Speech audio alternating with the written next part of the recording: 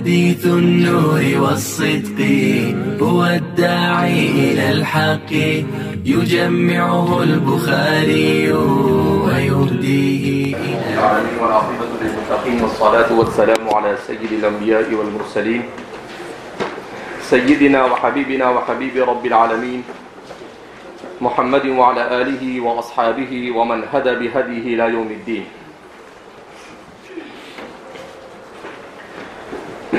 امام بخاری نے کتاب بدء الخلق کے تحت تعلیقاً آخر میں جو روایت بیان کی ہے اس سلسلے میں بیان کرتے ہیں کہ اس روایت اور آپ کی اس تعلیق کا مقصد یہ بھی ہے کہ عروہ اور سعید کے درمیان دونوں راویوں کے درمیان صراحتاً سماع اور لقاء یہ تعلیق میں ثابت ہے. تو چونکہ ایک مشہور اختلافی مسئلہ ہے امام مسلم اور جمہور محدثین کے نزدیک روایت عنعنہ کے سلسلے میں کہ امام مسلم امکان لقاء پر عنعنہ کے ذریعے سے روایت کے جواز کے قائل ہے. البتہ امام بخاری نے اس سلسلے میں اپنی کتاب میں خاص طور پر التزام کیا ہے کہ وہ صرف امکان لقاء پر عنعنہ والی روایتوں کو ذکر نہیں کرتے بلکہ لقاء اور سماع صریح کی بنیاد پر وہ روایت کو بیان کرتے ہیں. لہذا اس بنا پر آپ نے اس تعلیق کو یہاں پر ذکر کیا ہے جس میں تعلیق میں صراحتاً فقال سعید انا انتقص من حقها شیئا، تو فرماتے ہیں کہ اس روایت میں صراحتاً دونوں کے درمیان لقاء کا علم ہو رہا ہے، اس لیے آپ نے اس تعلیق کو یہاں پر ذکر کیا ہے. اور جیسا کہ بیان کیا گیا کہ عبد بن حمید نے اپنی تفسیر میں اس روایت کو ذکر کیا ہے سند متصل کے ساتھ. باب فی النجوم، یہ باب نجوم کے بیان میں، نجمون کی جمع ہے نجوم، یعنی فی خلق النجوم یا فی غرض خلق النجوم، ستاروں کو بنانے یا ستاروں کو بنانے کی غرض کے بیان میں. تو اس باب میں کسی حدیث کو ذکر نہیں کرتے ہیں بلکہ متعدد آیات قرآنیہ کو ذکر کرتے ہیں، اور خاص طور پر اس میں آپ جو تردید کرتے ہیں وہ کفار مشرکین اور نجوم پرستوں کے اس عقیدے کی تردید کرتے ہیں جس میں وہ ستاروں کے انسان کی زندگی میں خیر اور بد کے سلسلے میں مؤثر ہونے کا عقیدہ رکھتے ہیں. آج بھی ہمارے ہندوستان میں بھی ہندو مذہب کے ماننے والے یہ ستاروں کی منزلوں کے کہ کون سا ستارہ کب کس منزل میں ہوگا تو کیسے نام والے لوگوں پر اس کا کیسا اثر ہوگا، اس طرح کے خرافات کے قائل ہے. تو خاص طور پر اسی کی تردید کے لیے آپ نے اس باب کو قائل کیا ہے اور لکھا ہے کہ اصل میں اللہ رب العزت نے ستاروں کو 3 غرضوں سے بیان کیا ہے جس کو مصنف خود بیان کر رہے ہیں. وقال قتادہ، اور حضرت قتادہ فرماتے ہیں وَلَقَدْ زَيَّنَّا السَّمَاءَ الدُّنْيَا بِمَصَابِيحَ، اور ہم نے آسمان دنیا کو ستاروں کے ذریعے سے مزین کیا. اس کی تفسیر کرتے ہوئے امام بخاری قتادہ کے حوالے سے بیان کرتے ہیں خلق هذه النجوم لثلاث اي لثلاثه اغراض، کہ اللہ رب العزت نے ستاروں کو 3 غرضوں کی بنیاد پر اور 3 وجوہات کی بنیاد پر وجود بخشا، انہیں پیدا کیا، انہیں بنایا.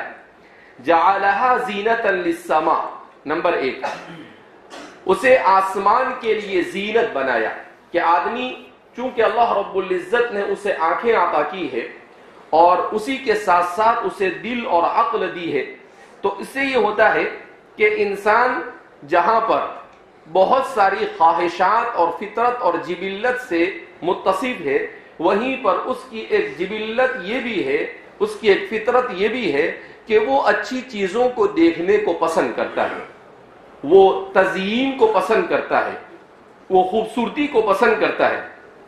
تو فرماتے ہیں کہ انسان کے اس فطری تقاضے کو پورا کرنے کے لیے اللہ رب العزت نے جعلها زینۃ للسماء، آسمان کے زینت کے لیے ستاروں کو بنایا۔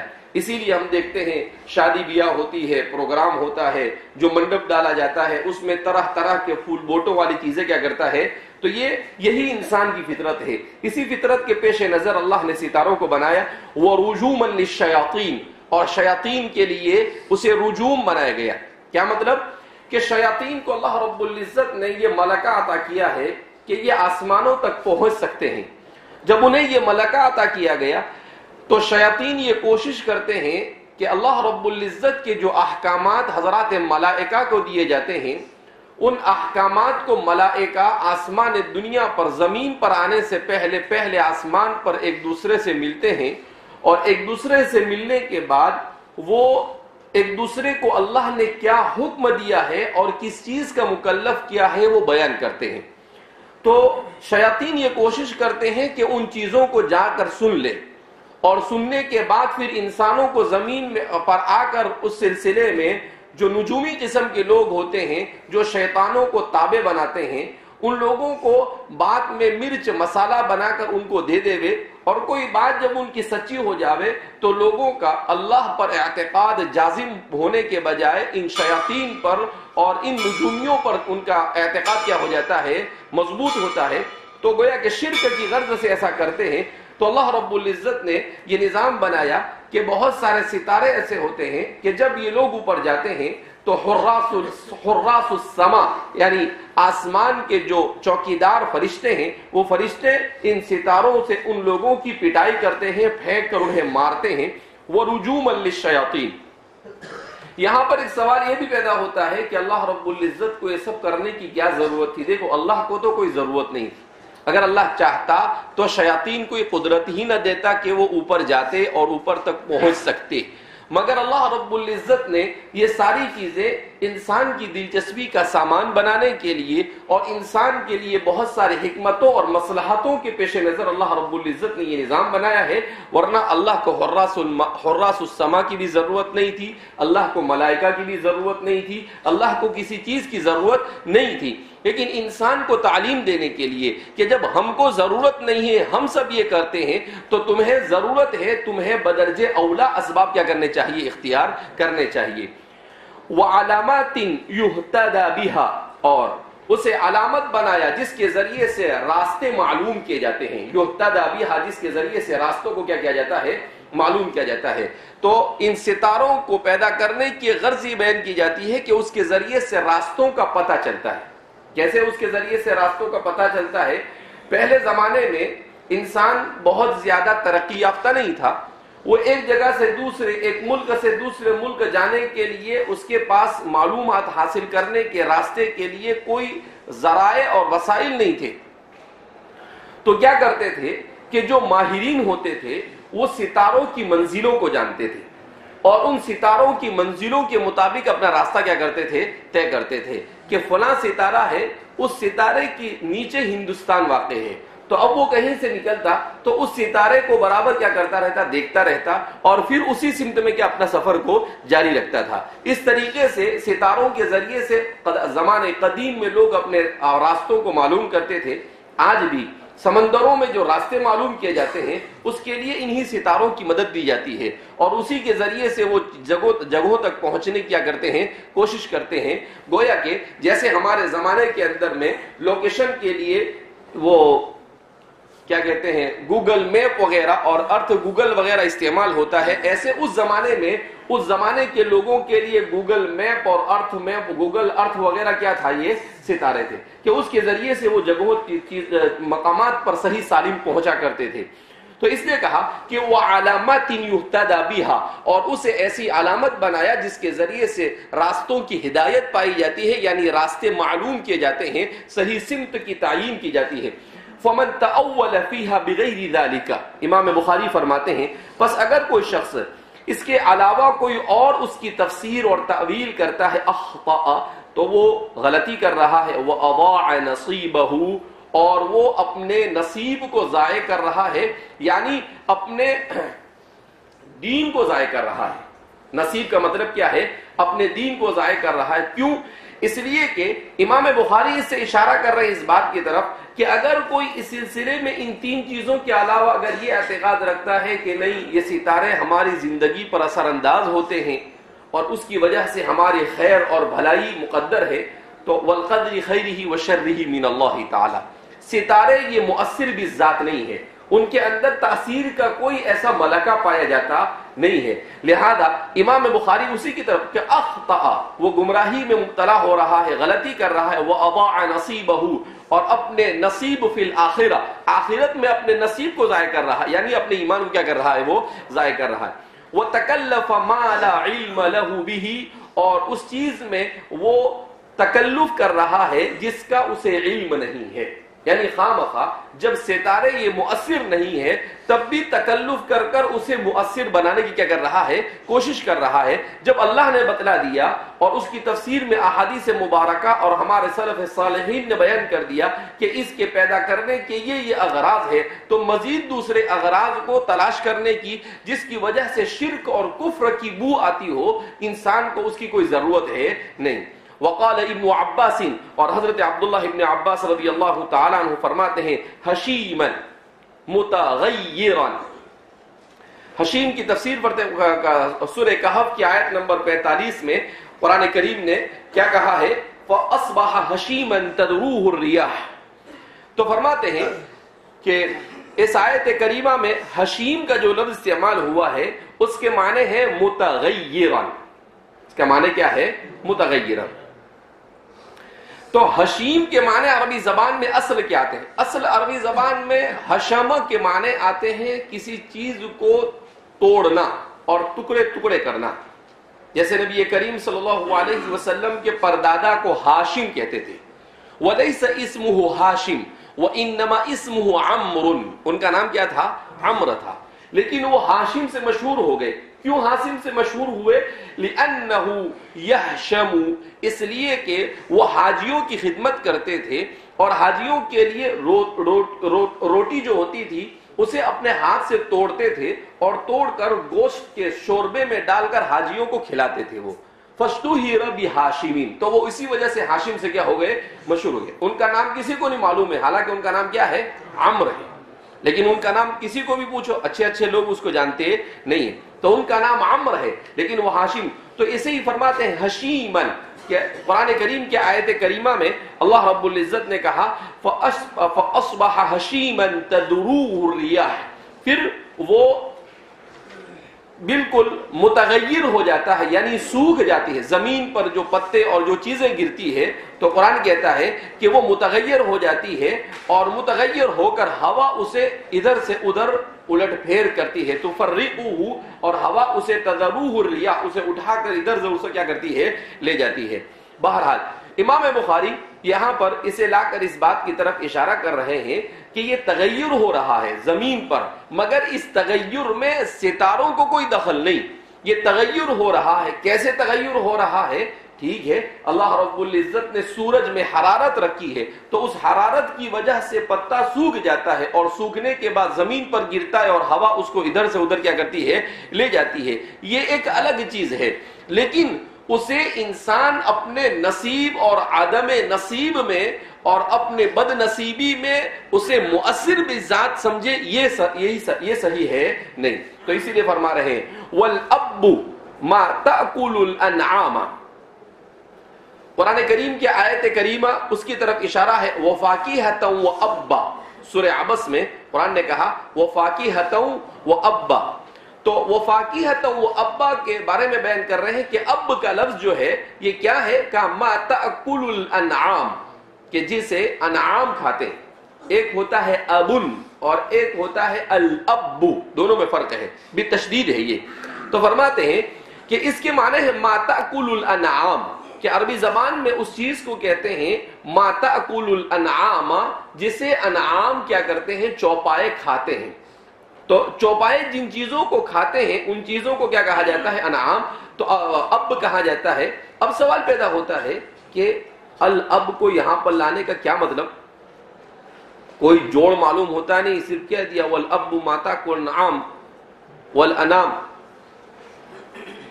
تو فرما رہے ہیں کہ امام بخاری یہاں پر اس کو لفظ کو اس لیے لا کر بیان کر رہے ہیں کہ جانور جو ہوتے ہیں وہ دو طرح سے کھانے کھاتے ہیں. ایک تو جانور کھانا کھاتے ہیں گیلا، گھاس وغیرہ جو ہرا ہوتا ہے وہ کھاتے ہیں، اور دوسرے جانور کھاتے ہیں وہ گھاس جو کیا ہو جاتا ہے، سوکھ جاتا ہے. تو دونوں قسم سے وہ کھاتے ہیں. تو اب فرماتے ہیں کہ وہ سوکھ رہا ہے یا وہ گیلا رہ رہا ہے، تو اس کے سوکھے اور گیلا ہونے میں ستاروں کو کوئی دخل نہیں ہے، ستاروں کو کوئی دخل نہیں ہے، بلکہ وہ ایک اللہ کا نظام ہے کہ اللہ رب العزت نے مختلف مخلوق کے لیے مختلف قسموں کے کھانے کا کیا ہے، انتظام کیا ہے. تو اس لیے یہاں پر اس لفظ کو ذکر کیا. اس کے بعد فرماتے ہیں والانعام الخلق، اور انعام سے مراد کیا ہے، الخلق. کیا مطلب؟ وضعها للانام، سورہ رحمان میں ہے وضعها للانام، کہ اللہ رب العزت نے سورج کو انسانوں کے لیے رکھ دیا. تو فرماتے ہیں کہ سورۃ الرحمان میں الرحمن علم القرآن خلق الانسان علمہ البیان الشمس والقمر بحسبان والنجم والشجر يسجدان والسماء رفعها ووضع الميزان الا تطغوا في الميزان واقيموا الوزن بالقسط ولا تخسروا الميزان والارض وضعها للانام، اور زمین کو اللہ نے اپنی مخلوق کے لیے رکھ دیا. تو فرماتے ہیں کہ زمین یہ بھی ایک قسم کا ستارہ ہی ہے، جیسے سورج یہ ستارہ ہے ایسے ہی زمین بھی ایک قسم کا ستارہ ہے. لیکن فرق یہ ہے کہ دیگر ستاروں پر زندگی نہیں اور اس ستارے پر زندگی ہے. دونوں میں فرق ہے. سورج بھی ہے، ستارہ ہے، مگر اس میں زندگی نہیں. کسی زمانے میں مغربی فلاسفہ کوپرنیک وغیرہ تھے، وہ لوگ یہ کہتے تھے کہ اصل سورج ہے اور سب اس کے تابع ہیں. لیکن آج یہ کہا جاتا ہے کہ نہیں، کہ زمین اگر سے بہت چھوٹی ہے مگر اسباب حیات صرف زمین پر مہیا ہے. دوسری جگہوں پر یہ ڈھونڈ رہے ہیں مگر کہیں ملنے والے ان کو ہے نہیں. یہ ایلین ویلین کے کچھ بھی کہانیاں بناتے ہیں یہ کہ ایلین ہے، کوئی ایلین ویلین ہے نہیں. اللہ کی مخلوق جو زمین پر ہے بس وہی ہے، دوسرے کہیں پر کوئی مخلوق. ابھی جیسے کسی نے ایک واٹس ایپ کے اوپر ایک مضمون چلایا تھا کہ انسان دوسرے ستارے سے آیا ہے، تو اس کو ہمارے لوگوں نے جوڑنا شروع کر دیا کہ ہاں انسان جنت سے. ارے بھیا جنت الگ ہے، ستارہ الگ ہے، شتان بینہما، دونوں کو کوئی جوڑ ہے نہیں. تو ایسے ہی خواہ کوئی کچھ بھی بیان کرے اس کو اڑا کر لینا مناسب نہیں ہوتا ہے. ہر چیز کی تحقیق کرنی چاہیے. اذا جاءکم بنبأ فتبینوا، تو کسی بھی چیز کو تحقیق کے بغیر. بہرحال یہاں پر کیا بیان کر رہے ہیں کہ قرآن کریم کی آیت کریمہ میں اللہ رب العزت جو فرماتے ہیں والارض وضعها للانام، کہ ہم نے زمین کو مخلوق کے لیے، کہ اس کو ایسا بنایا کہ جس پر زندگی گزار سکتے ہیں. یہ آکسیجن ہے، یہ کہیں پر نہیں پایا جاتا ہے، صرف زمین پر پایا جاتا ہے. اب یہ آکسیجن ہے، فرماتے ہیں کہ اگر یہ آکسیجن ایک سیکنڈ کے لیے اس دنیا سے ختم ہو جائے، زمین سے ختم ہو جاوے، تو جتنی بھی عمارتیں ہیں وہ سب زمین بوس ہو جائیں گی. یہ آکسیجن کی وجہ سے سب کھڑی ہے. انسان کی جو چمڑی ہے وہ ساری کے ساری چمڑی کیا ہو جائے گی، پگھل جائے گی. اور انسان کے بدن سے انسان کی جو ہڈی ہے وہ اپنے اندر جو تمسک کی جو کیفیت رکھتی ہے وہ کیا ہو جائے گی، ختم ہو جائے گی. تو صرف ایک سیکنڈ، کتنا سیکنڈ؟ ایک سیکنڈ کے لیے زمین سے آکسیجن کو ہٹا دیا جاوے تو ایسی ہر چیزیں ایسی پائی جاتی ہے کہ جس کو انسان یہ سمجھ سکتا ہے کہ یہ سوائے زمین کے اللہ. تو قرآن کریم کی آیت کریمہ نے یہ بیان کیا کہ اللہ رب العزت فرماتے ہیں والارض وضعها للانام، کہ ہم نے اس زمین کو اللہ کی مخلوق، اللہ فرماتے ہیں اپنی مخلوق کے لیے بنایا. باقی ساری کے ساری چیزیں زمین پر اثر انداز ہوتی ہے، یعنی دیگر تمام چیزوں کو زمین کے لیے بنایا گیا، نہ کہ زمین کو کسی اور کے لیے بنایا گیا. اور زمین کے اوپر اللہ نے اپنی اشرف الخلائق، اپنی مخلوق میں سب سے اشرف انسان کو پیدا کیا اور اسے اپنی عبادت کے لیے چھوڑ دیا. اچھا، اسی طریقے سے آگے بیان کرتے ہیں برزخ حاجز، کہ قرآن کریم میں سورہ رحمان میں اللہ رب العزت نے کیا فرمایا؟ برزخ، وبینہما برزخ لا یبغیان، کہ ان دونوں کے درمیان برزخ ہے جو ایک دوسرے کو ایک دوسرے کے اندر ملنے نہیں دیتے. کیا مطلب؟ کہ سمندر کا جو پانی ہوتا ہے وہ دو قسم کا ہوتا ہے. ایک تو وہ ہوتا ہے جو میٹھا ہوتا ہے اور دوسرا وہ ہوتا ہے جو نمکین اور کھارا ہوتا ہے.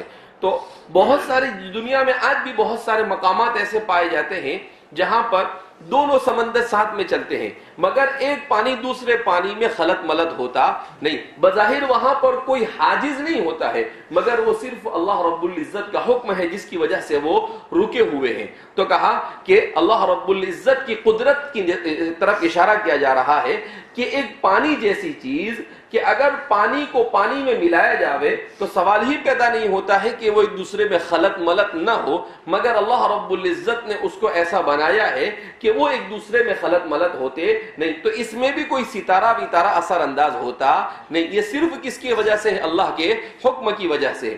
اسی طریقے سے بیان فرماتے ہیں والغلب الملتفت.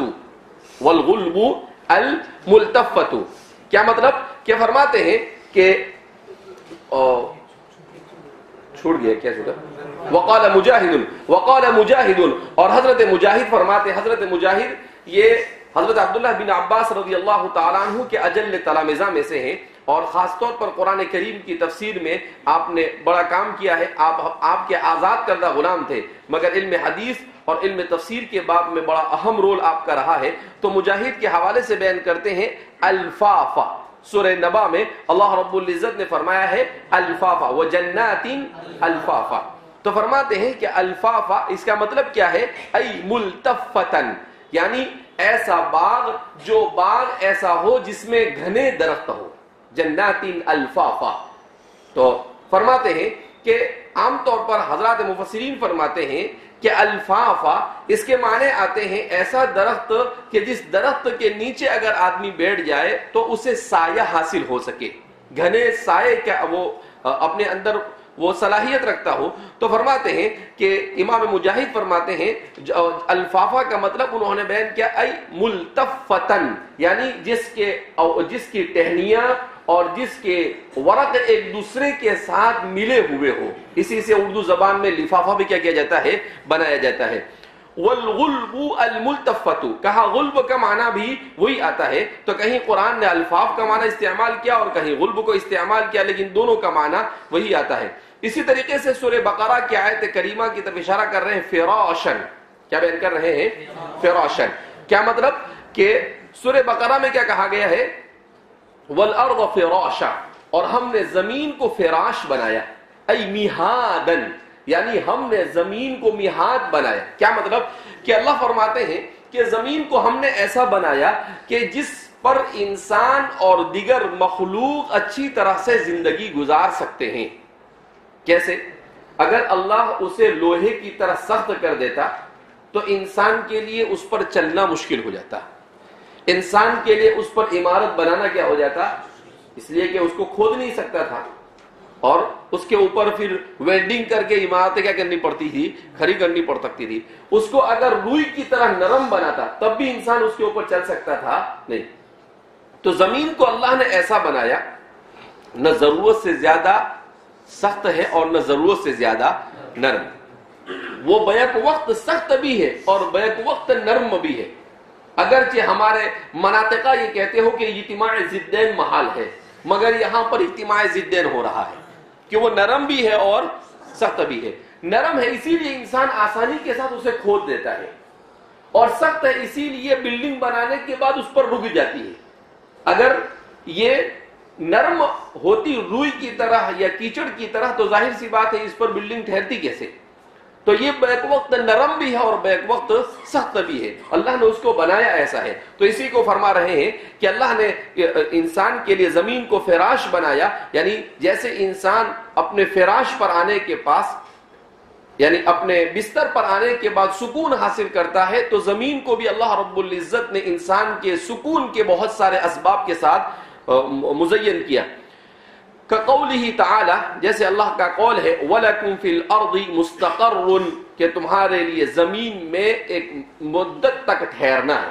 مستقر و مقامہ، کہ زمین پر ایک مدت تک تمہارے لیے ٹھہرنا ہے. اب ظاہر سی بات ہے کہ ایک مدت تک کے لیے انسان کو جب زمین پر اللہ رب العزت نے بھیجا تو اب اس کے لیے ایسی زمین بنانے کی ضرورت تھی جس زمین سے اس کی تمام ضرورتیں بھی پوری ہو جاوے، سکون اور اطمینان کے ساتھ وہ زندگی بھی گزار سکے تو اللہ فرماتے ہیں کہ تمہیں اپنی عبادت کے لیے بنایا، مگر زمین میں تمہاری ضرورت کی تمام کے تمام چیزوں کو ہم نے کیا کر دیا ہے، مہیا کر دیا ہے، تاکہ جو کوئی تمہاری 50 60 70 80 90 سالہ زندگی ہے، اس زندگی کو تم پورے اطمینان اور سکون کے ساتھ کیا کر سکو، گزار سکو۔ نکیدہ سورہ اعراف میں فرماتے ہیں کہ قرآن کریم میں سورہ اعراف میں اللہ رب العزت نے کیا کہا ہے، سورہ اعراف کی والذی خبث لا یخرج الا نکیدہ، تو فرماتے ہیں کہ والذی خبث لا یخرج الا نکیدہ، اور جو خبیث ہوتا ہے، جو اچھا نہیں ہوتا ہے، لا یخرج الا نکیدہ، وہ نہیں نکلتا ہے مگر بہت کم۔ تو فرماتے ہیں کہ یہاں پر نکیدہ کا لفظ استعمال کیا گیا ہے، کس کے معنی میں ہے، قلیل کے معنی میں۔ بہرحال تو فرماتے ہیں کہ انسان اگر زمین پر رہ کر نیکی کرتا ہے تو اس نیکی کا اسے دنیا اور آخرت میں فائدہ ہوگا، اور اگر انسان اس زمین پر رہ کر نیکی نہیں کرتا ہے، برائی میں مبتلا ہوتا ہے، تو فرماتے ہیں کہ خبث کی طرح اس کی زندگی ہوتی ہے، نہ اس کا دنیا میں کوئی نام باقی رہتا ہے اور نہ آخرت میں اس کا کوئی فائدہ ہوگا۔ تو چھوٹے چھوٹے جملے لا کر بہت سارے زمین سے متعلق حقائق کو امام بخاری نے اس کی طرف اشارہ کرنے کی کیا کی ہے، کوشش کی ہے۔ باب صفت الشمس والقمر، یہ باب سورج اور چاند کے صفت کے بیان میں، یعنی اسے کیسے بنایا، اسے کیوں بنایا، اس کے سلسلے میں قرآن کریم کیا کہتا ہے اس کے بیان میں۔ بحسبان، قرآن کریم کی آیت کریمہ بیان کر رہے ہیں کہ سورہ رحمان میں ہے، الرحمن علم القرآن خلق الانسان علمہ البیان والشمس والقمر بحسبان۔ تو فرماتے ہیں کہ الشمس والقمر بحسبان، قرآن نے کہا کہ ہم نے چاند اور سورج کو حسبان کے لیے بنایا۔ کس کے مطلب یہ بنایا، یعنی انسان دن اور رات کو کاؤنٹ کر سکے، دن اور رات کو وہ شمار کر سکے، وہ سال کو اور ہفتوں کو آسانی کے ساتھ جان سکے۔ کیوں؟ اس لیے کہ اگر سورج نہ ہوتا اور چاند نہ ہوتے تو رات اور دن کا کیسے پتہ چلتا، اور جب رات اور دن کا پتہ نہیں چلتا تو زمانہ کیسے، تو بڑے مسائل ہوتے۔ تو اللہ فرماتے ہیں کہ ہم نے ان دونوں کے پیدا کرنے کی غرض کیا ہے، تاکہ انسان کے لیے ایام اور زمانے کو شمار کرنا کیا ہو جاوے، آسان ہو جاوے۔ قال مجاہد فرماتے ہیں کہ حسبان الرحا، جیسے حسبان الرحا، کیا مطلب کہ الرحا اس کو کہتے ہیں، چکی کو کہتے ہیں۔ تو کہا کہ چکی کے دو پارٹ ہوتے ہیں، چکی کے کیا ہوتے ہیں، دو پارٹ ہوتے ہیں۔ جب اسے گھمایا جاتا ہے تو وہ آٹے کو پیس سکتا ہے، اگر اسے نہ گھمایا جائے تو وہ آٹے کو پیس سکتا نہیں ہے۔ کہ اسی طریقے سے اللہ فرماتے ہیں کہ ہم نے چاند اور سورج کو بنایا کہ یہ زمین کے ارد گرد گھوم رہے ہیں، اور اس طرح سے یہاں پر لیل و نہار کا انقلاب ہو رہا ہے، اور لیل و نہار آ رہے ہیں اور جا رہے ہیں۔ تو اسی کو انہوں نے حسبان الرحا سے کیا کیا ہے، تعبیر کیا ہے کہ اللہ کے حکم سے سب کچھ ہو رہا ہے، اور یہ ایک دوسرے سے کوئی بھی تجاوز کرتا نہیں ہے۔ اللہ جب چاہتا ہے دن چھوٹا ہوتا ہے، جب چاہتا ہے بڑا ہوتا ہے۔ اللہ نے ایک نظام متعین کیا ہے کہ بھئی ٹھنڈی کے موسم میں انسان کو ذرا سونے کی مزہ آتا ہے تو رات کو بڑی کر دیا، دن کو چھوٹا کر دیا، اور جب گرمی کا موسم آتا ہے تو انسان کو صحیح ڈھنگ سے نیند آتی نہیں تو رات کو کیا کیسا کر دیا، چھوٹا کر دیا، اور دن کو کیسا کر دیا، بڑا کر دیا۔ بارش کے موسم میں وہ کنفیوز ہوتا ہے، کبھی اچھا بھی لگتا ہے کبھی نہیں بھی اچھا لگتا ہے، تو پھر وہاں برابر سرابر کر دیا کہ بھئی دن بھی برابر اور رات بھی برابر۔ تو کہا اس طریقے سے اللہ رب العزت نے ہر چیز میں، چھوٹی چھوٹی چیزوں میں انسان کی فطرت، انسان کی طبیعت اور انسان کی ضرورتوں کا مکمل کیا ہے، لحاظ کیا ہے، مگر انسان ہے کہ وہ اللہ کو سمجھنے کے لیے تیار نہیں ہے۔ وقال غیرہ بحساب ومنازل لا يعدونها، اور ان کے علاوہ یعنی مجاہد کے علاوہ دیگر حضرات فرماتے ہیں کہ ہم نے چاند اور سورج کے ایسی منزلیں اور اس کا ایسا حساب متعین کیا ہے کہ وہ اس سے ذرہ برابر بھی تجاوز کرتے نہیں، یعنی اس کو جس طرح سے اللہ نے، اسی لیے ہم دیکھتے ہیں تقویم بن جاتی ہے، کیا اس پہ کیا لکھتا ہے، دائمی تقویم۔ کیا لکھا جاتا ہے، دائمی تقویم، یعنی ہر سال تقویم بنانے کی آپ کو ضرورت نہیں ہے۔ تو دائمی تقویم میں کیا ہوتا ہے کہ بھئی جنوری کے مہینے میں صبح صادق یہ ہوگا، اب یہ صبح صادق چلتا رہے گا، ایسا نہیں کہ اس میں کوئی تبدیلی ہوگی، صدیوں سے چل رہا ہے، اسی حساب سے چلتا ہے۔ فروری میں ایسا ہوگا، محرم میں ایسا ہوگا، مارچ میں ایسا ہوگا. تو چونکہ سورج کے اعتبار سے یہ سارا کے سارا نظام، تو اسی کو فرما رہے ہیں کہ اللہ رب العزت نے یہ تمام کے تمام چیزوں کو بالکل ایک ایک سیکنڈ اور سیکنڈ کے بھی ہزارویں حصے کے برابر ایسا سیٹ کیا ہے کہ اس کے سیٹنگ کا کوئی اندازہ لگایا جا سکتا نہیں، اس سے بہتر اور کوئی سیٹنگ ہو سکتی نہیں ہے. تو فرمایا کہ بحساب و منازل لا يعدونها حسبان جماعت حساب. اور فرمایا کہ حسبان ہے کیا؟ تو کہا کہ بعض حضرات کا کہنا ہے کہ یہ حساب کی جمع ہے حسبان، مثل شہاب و شہبان، کہا جیسے شہاب یہ کی جمع یہ کیا آتی ہے؟ یہ شہبان آتی ہے. اسی طریقے سے حساب کی جمع کیا ہے؟ حسبان ہے. بہرحال تو ایک قول ہے ایسا کہ بعض حضرات کا یہ کہنا، اس کی طرف اشارہ کیا کہ بعض نے اس کو جمع قرار دیا ہے لغت کے اعتبار سے. آگے بیان کر رہے ہیں ضحاہا والشمسی وضحاہا، اور اللہ فرماتے ہیں کہ سورج اور اس کی روشنی کی قسم. ضحاہا ای ضوءھا، یعنی اس کی روشنی. اب یہ ہے کہنے کو سورج، لیکن یہ ایک سورج بہت ساری چیزیں انسان کے لیے زمین کے اندر میں فوائد مہیا کر، اس میں سب سے بڑا فائدہ روشنی.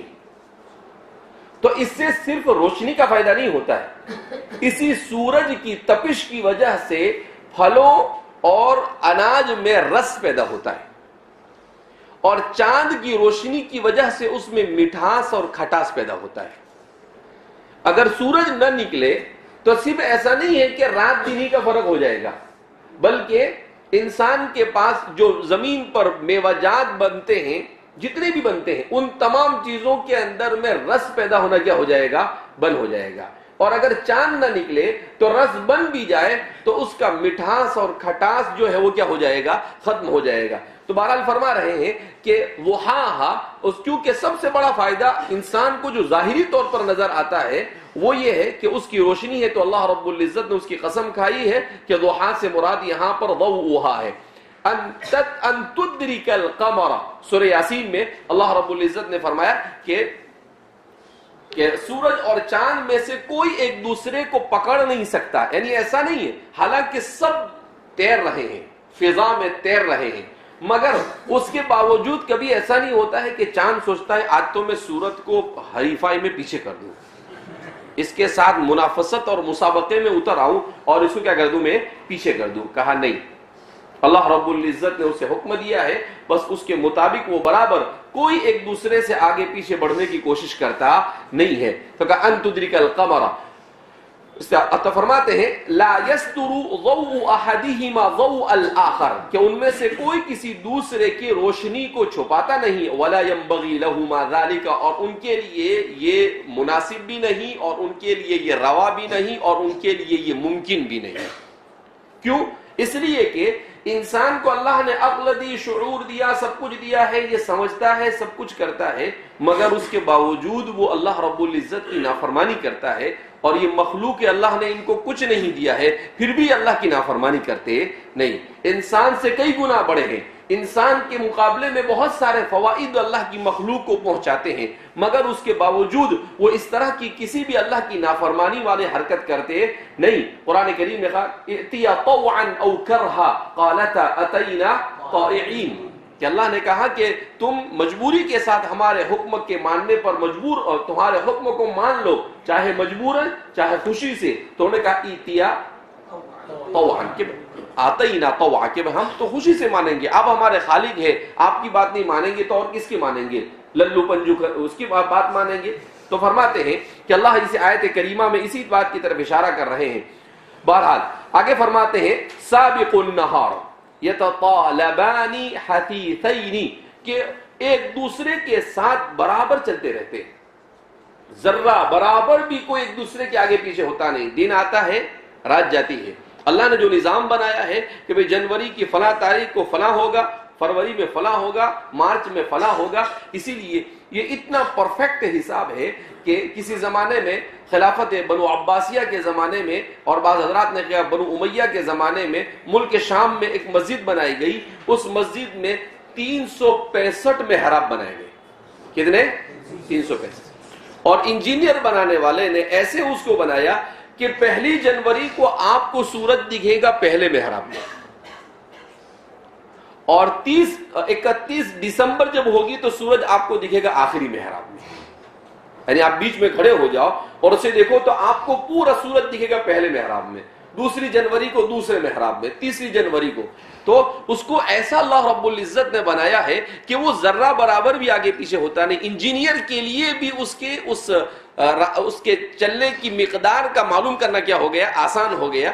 تو فرماتے ہیں کہ قرآن کریم میں اللہ فرماتے ہیں سابقوا النہار یتطالبان، بس برابر ایک دوسرے کے مطابق وہ چلتے رہتے ہیں.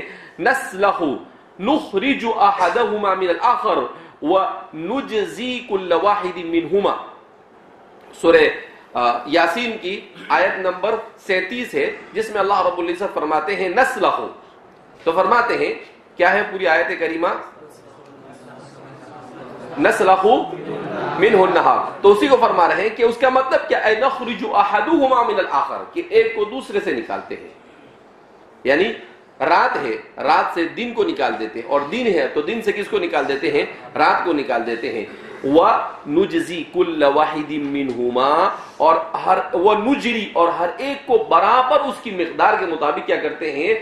فلک میں یعنی فضا کے اندر میں جاری رکھتے ہیں کہ جس کو جیسا ہونا. کیوں کہ آج کی سائنس بھی کہتی ہے کہ ان میں ذرہ برابر بھی کچھ 1 سیکنڈ کا 1000 نہیں 1 کروڑواں حصہ بھی آگے پیچھے ہو گیا تو نظام ارض پر درہم برہم ہو جاتا ہے. تو فرماتے ہیں کہ ہر ایک کو ہم برابر لے کر چل رہے ہیں. اسی طرح سورہ حاقہ میں اللہ رب العزت فرماتے ہیں واہیہ وحیوہا تشققوہا. تو فرماتے ہیں کہ اس کے معنی کیا ہے؟ تو کہا کہ واہیتن کے معنی کیا آتے ہیں کہ تشققوہا یعنی اس کا پھٹنا اور اس کا ٹکڑے ٹکڑے ہو جانا. تو فرماتے ہیں کہ قرآن کریم کی اس آیت کریمہ سے بھی بہت ساری اللہ رب العزت چیزوں کی طرف اشارہ کرتے ہیں کہ ہر جس چیز کو یعنی جس چیز کا صحیح سالم رہنا ہے وہ بھی ہمارے حکم سے، کسی چیز کا وقت پر چلنا ہے وہ بھی ہمارے حکم سے، کسی چیز کا ٹوٹنا اور پھوٹنا ہے وہ بھی کس کے حکم سے؟ ہمارے حکم سے. سائنسداں اسباب کو جان جان کر کچھ بھی ٹامک ٹوئیاں کیا کرتے رہتے ہیں؟ مارتے رہتے ہیں.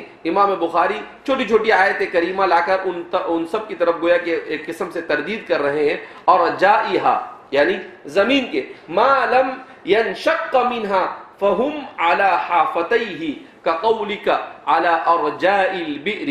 تو فرماتے ہیں کہ اللہ رب العزت اس آیت کریمہ میں فرماتے ہیں والملك على ارجائها، کہ فرشتے اس کے اطراف میں ہوتے ہیں، یعنی اس کے پورے نظام کو سنبھالنے کے لیے اللہ رب العزت نے فرشتوں کو متعین کیا ہے. ما لم ينشق منها فهم على حافتيه، کہ وہ ملائکہ یہ دونوں زمین کے کناروں پر ہے اور وہ برابر اس کے نظام کو سنبھالے ہوئے ہیں. كقولك على ارجاء البئر، جیسے تم کہتے ہو کہ کنویں کے اطراف میں. اسی طریقے سے ارجائها ای ارجاء الارض یعنی زمین کے ارد گرد. تو فرمایا کہ ایک تو یہ کہ اللہ نے ان کو مکلف کیا، اور اسی کے ساتھ ساتھ کوئی اور نظام آ کر ان کے اوپر اثر انداز نہ ہو جاوے، اللہ نے ملائکہ کو بھی ان کے اوپر کیا کیا ہے؟ متعین کیا ہے. اسی طرح فرماتے ہیں اغطش، سورہ نازعات میں ہے.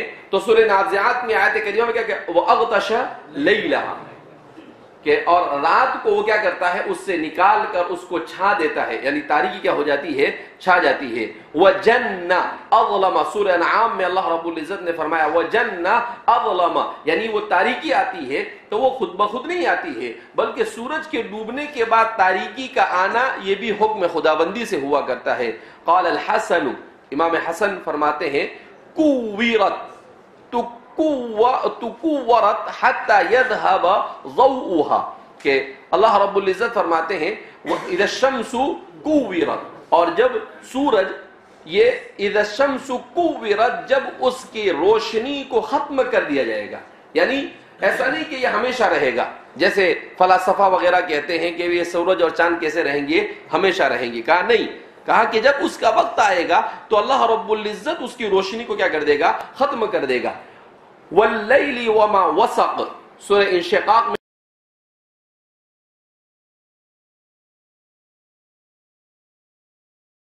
من دابۃ، کہ یہ اللہ رب العزت فرماتے ہیں کہ واللیل وما وسق والقمر اذا اتسق، اور رات اور اس رات میں، کیونکہ آدمی عام طور پر رات کا جب وقت ہوتا ہے تو زمین پر بڑا ہدوء ہوتا ہے، یعنی اطمینان کے ساتھ انسان کیا کرتا ہے، زندگی گزارتا ہے، تو اس لیے فرما رہے ہیں کہ اس میں رات کی اللہ نے قسم کھائی، وما وسق، اور ان کی قسم جو رات میں چلتے ہیں، رات میں کیا کرتے ہیں، چلتے ہیں۔ کیا مطلب کہ بہت سارے جانور ایسے ہوتے ہیں جو اپنی روزی روٹی کو دن میں تلاش کرتے ہیں، اور کچھ ایسے ہوتے ہیں جو ڈھونڈنے کے لیے کب نکلتے ہیں، رات میں نکلتے ہیں، ان کے لیے وہی وقت مناسب ہوتا ہے۔ انشق، سورہ انشقاق میں اللہ نے فرمایا اتسق، تو کہا ای استوا، یعنی اس کو سب برابر سرابر کر دیا۔ بروجن، سورہ فرقان میں فرمایا منازل الشمس والقمر، کہ بروج سے مراد سورج اور چاند کی منزلیں ہیں۔ الحرور، سورہ فاطر میں فرمایا بالنہار مع الشمس، کہ اللہ رب العزت نے سورج کو بنایا کہ وہ روشنی کے ساتھ ساتھ گرمی کو بھی لیے ہوئے ہیں۔ وقال ابن عباس ورؤوبۃ الحرور باللیل والسموم بالنہار، اور عبداللہ ابن عباس رضی اللہ تعالیٰ عنہ فرماتے ہیں کہ اس سے مراد کیا ہے، تو فرمایا کہ رؤوبۃ ہے، اس کا مطلب کیا ہے، اس کے معنی آتے ہیں رؤوبۃ الحرور باللیل والسموم بالنہار، کہ دن کے وقت کسی قسم کے زہر کا کوئی اثر نہیں ہوتا ہے، اور رات کے وقت اثر نہیں ہوتا ہے، اور دن کے وقت وہ اثر انداز۔ کیا مطلب کہ بہت ساری ایسی چیزیں اللہ رب العزت میں زمین میں بنائی کہ وہ اثر انداز ہوتی ہے، کوئی رات میں تو کوئی دن میں۔ تو فرماتے ہیں کہ نہ دن بیکار ہے نہ رات بیکار ہے، اپنے اندر بہت ساری حکمتوں کو لیے ہوئے ہے۔ وَيَقَالْ يُولِجُ، سورہ حج میں ہے اَيُّكَوِّرُ، کہ اللہ رب العزت فرماتے ہیں یولج اللیل فی النہار ویولج النہار فی اللیل، کا اس کے مطلب کیا آتے ہیں یکوّر، یعنی اس کے معنی دو معنی، ایک معنی آتے ہیں ادخل کے، اور دوسرے معنی اس کے آتے ہیں کہ سورج کی روشنی کو ختم کرنا، جیسا کہ اوپر بھی گزرا ہے۔ ولیجتن، سورہ توبہ میں کل شیء ادخلتہ فی شیء، کہ ولیجتن کے معنی کیا آتے ہیں، جب آپ کسی چیز کو کسی چیز کے اندر میں داخل کر دے۔ بہرحال ان چھوٹے چھوٹے آیت کریمہ کو ذکر کرنے کے بعد اب حدیث کو بیان کرتے ہیں۔ وبی قال حدثنا محمد بن یوسف قال حدثنا سفیان عن الاعمش يعني ابراہیم التیمی عن ابیہ عن ابی ذر رضی اللہ عنہ وعنهم اجمعین قال قال النبي صلى الله عليه وسلم لأبي ذر حين غربت الشمس أتدري أين تذهب؟ قلت الله ورسوله أعلم قال فإنها تذهب حتى تسجد تحت العرش فتستأذن فيؤذن له ويوشك أن تسجد فلا يقبل منها وتستأذن فلا يؤذن لها يقال لها ارجعي من حيث جئت فتطلع من مغربها فذلك قوله تعالى والشمس تجري لمستقر لها ذلك تقدير العزيز العليم۔ حضرت ابو ذر غفاری رضی اللہ تعالیٰ عنہ سے ایک مرتبہ نبی کریم صلی اللہ علیہ وسلم نے سورج کے غروب ہونے کے بعد پوچھا کہ ابو ذر تمہیں معلوم ہے کہ سورج کہاں گیا؟ تو اللہ کے رسول صلی اللہ علیہ وسلم نے کہا کہ انہوں نے کہا کہ نہیں، اللہ کے رسول صلی اللہ علیہ وسلم کہا کہ یہ اللہ رب العزت کے عرش کے نیچے سجدہ کرتا ہے جب غروب ہو جاتا ہے، اور پھر اس کے بعد صبح میں وہ اللہ سے پوچھتا ہے تو اللہ کہتا ہے تو وہ نکلتا ہے، اگر اللہ نہ کہتا ہے تو نہیں نکلتا ہے، کہ بالکل اللہ کے حکم کے مطابق یہ سارے کام انجام کیا کر رہا ہے، دے رہا ہے۔ اب ہمارے زمانے میں سوال پیدا ہوتا ہے کہ بھئی سورج تو غروب ہوتا ہی نہیں، سورج تو غروب ہوتا ہی نہیں، اس لیے کہ جیسے ابھی ہمارے یہاں پر دن کے 11 بج رہے ہیں، تو لندن میں ابھی سورج نکل رہا ہے، امریکہ میں رات میں لوگ کھراٹے لے کر سو رہے ہیں، کینیڈا کے اندر میں ابھی رات کے تقریباً 12 بج رہے ہیں، اور جاپان میں ابھی دن کے 2 بج چکے ہیں۔ تو اب ہر جگہ پر کہیں پر رات ہوتی نہیں، یعنی کہیں پر رات ہے تو کہیں پر دن ہے، تو اب اس حدیث کی تطبیق کیسے ہوگی کہ بھئی سورج جاتا ہے اور سجدہ کرتا ہے اور اللہ سے پوچھتا ہے؟ تو بھئی سوال پیدا ہوتا ہے نا کہ بھئی ایسا کیسے؟ تو ہر جگہ پر جب وہ ہمیشہ وہ طلوع بھی ہے اور ہمیشہ غروب بھی ہے، تو پھر کب گیا اور کب حکم لے کر وہ آیا؟